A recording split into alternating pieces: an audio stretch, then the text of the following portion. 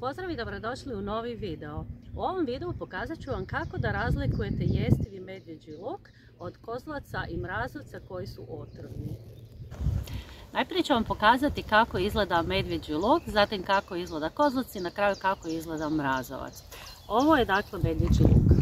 Za medvjeđi luk je karakteristično to da ima dva lista, svaki list raste na svojoj stapci. Sad ću vam pokazati, samo da iščupam.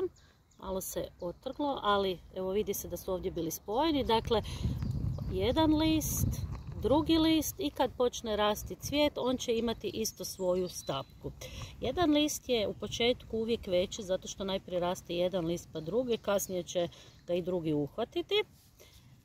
I što je još karakteristično za list, dakle da je ovako izdužen, može narast 12 do 16 cm, širine od 2 do 6, sa gornje strane je tamnije zelene boje, sa donje svjetlije. Sa ove donje strane je više mat i hrapavi, a sa gornje strane je gladak i sjajniji. I dakle, još kažem, što se tiče cvijeta, stapka cvijeta će narasti jako dugačka, puno dulja od listova. Cvjetovi će na kraju biti bijeličasti, a više o tome u videu koji sam snimila prije, o tome kako razlikovati medvjeđi luk, mrazovac i đurđicu. Što se tiče lukovice, medvjeđi luk ima bijelu lukovicu koja je sitna, negdje do centimetar široka, može biti ovako izdužena. Za razliku od kasnije kad ću vam pokazati recimo mrazovca koji ima smeđu lukovicu i puno veću, do 7 cm. Ali vjerujem da većina vas ipak neće ići iskapati medvjeđi luk, pa se oslonite na ove karakteristike vezane uz listove i uz cvijet. Medvjeđem luku, barem po nekim ljudima, je sličan kozlac, koji po meni nije sličan. Dakle, ovo je primjer kozlaca, a koliko blizu može rast medvjeđeg luka vidite, dakle, ovo je kozlac, a evo odmah iza njega medvjeđi luk. Vrlo često kad je medvjeđi luk već invazivan, se kozlac ne vidi ovako dobro jer medvjeđi luk izraste prije njega. Ovo je naš obični kozlac koji je specifičan po tome što ima tamne pjege po sebi. Nema uvijek, ali ove dakle tamne pjege i on je manji, listovi su 10 do 15 cm, a u Hrvatskoj je dosta raširen i veliki kozlac, ali on je tipičan za primorje. I njega karakteriziraju bijele žile po listovima koje su jako očite.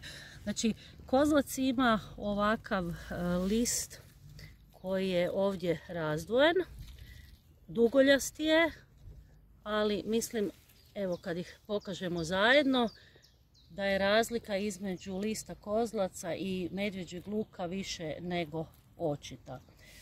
Zašto je kozlac opasan? Zato što sadrži otrovni aroin i koinin i cijela biljka je otrovna, za razliku pak od medvjeđeg luka gdje je cijela biljka jestiva.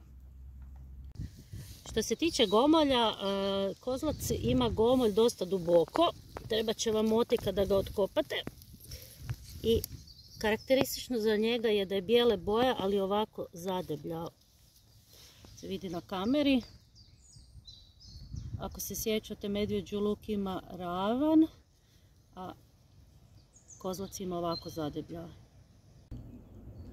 I za kraj mi je ostalo da vam pokažem mrazovac. Kad sam prvi put došla ovdje, mislila sam hajde super jedno polje gdje nema mrazovca, ali nažalost mrazovac je ipak česti. Dakle, nema ga ovdje, ali ga ima malo niže dolje. Sad ću vam pokazati gdje je. Ovo je stanište mrazovca koje sam otkrila. Kao što vidite, mrazovac raste isto u skupinama. On za razliku od medvjeđeg luka i kozlaca neće zauzeti cijelu livadu u smislu ili cijeli prostor da sve, ali će biti puno ovakvih skupina čuperaka, kako ih ja volim zvati. Sad ću vam pokazati po čemu je on specifičan. Kad mrazovac počne rasti u proljeće, odmah se pojave 3 lista i naknadno će izrasti još jedan četvrti, što se ovdje dobro vidi da su 3 lista velika i četvrti je mlađi. Vidi se i ovdje, dakle opet 3 velika i četvrti koji je malo manji. Listovi rastu u obliku rozete, znači svi su spojeni na istu stapku. Kasnije kad još malo poraste, ovdje između listova će se pojaviti tobolac sa sjemenkama. To možete vidjeti dobro u mom prvom videu o razlici između medvjeđeg luka, mrazovca i đurđice. Listovi su izduženi, na kraju su ovako malo zašiljeni, ali nisu jako šiljati.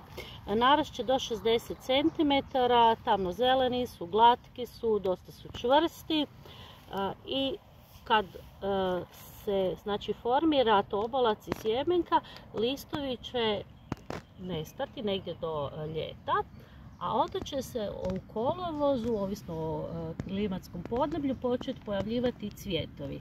To je vrlo specifično, dakle neće biti listova, bit će samo cvjetovi. Cvjetovi jako nalikuju šafranu.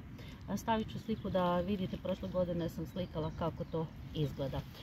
Što se tiče otrovnosti, mrazovac je otrovan cijeli, i listovi i sjemenke koje će biti u tobolcu i kasnije cvijet sadrži kolhicin, nemojte ga probavati.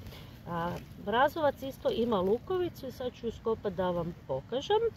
Ovo je lukovica mrazovca, ima izvana smeđu ljusku i izgleda ovako kad se očisti.